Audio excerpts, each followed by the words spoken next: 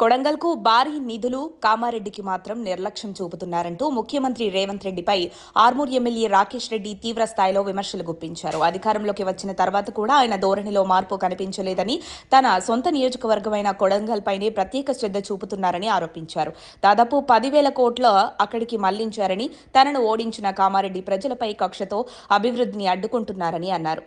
రాష్ట్ర పాలన సరిగ్గా సాగడం లేదని వ్యాఖ్యానించిన ఆయన, తరచూ ఢిల్లీ పర్యటనలు చేయడం కంటే రాష్ట్ర అభివృద్ధిపై దృష్టి సారించాలని ముఖ్యమంత్రికి సూచించారు.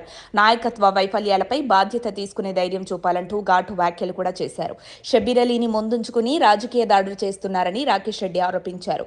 షబ్బీర్ అలీ వెనుక రోహింగ్యాల ముస్లిం మద్దతు ఉందని పేర్కొంటూ ఈ అంశంపై సీబీఐ విచారణ జరపాలని డిమాండ్ చేశారు. కామారెడ్డికి ఆయన కట్టప్పలా వ్యవహరిస్తున్నారని ఎద్దేవా చేశారు.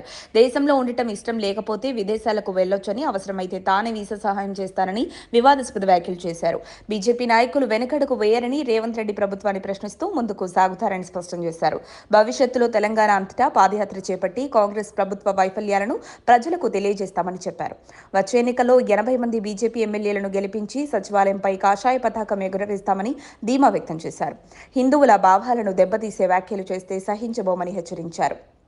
స్థానిక ప్రజాప్రతినిధులకు సమాచారం ఇవ్వకుండా మంత్రి సీతక్క సమావేశాలు నిర్వహించడం సరికాదని ఆయన విమర్శించారు. ప్రజల మద్దతుతో గెలిచిన తమను తక్కువ అంచనా వేయొద్దని, అభివృద్ధి విషయంలో ఎలాంటి రాజీ ఉండదని స్పష్టం చేశారు.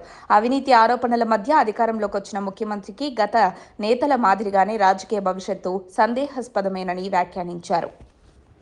మరిన్ని అప్డేట్స్ కోసం మా కాయ్ టీవీని సబ్స్క్రైబ్ చేసుకోండి. మా వీడియో కనుక మీకు నచ్చినట్లయితే లైక్ చేయండి, షేర్ చేయండి. మీ విలువైన అభిప్రాయాలను కామెంట్ బాక్స్లో తెలియజేయండి.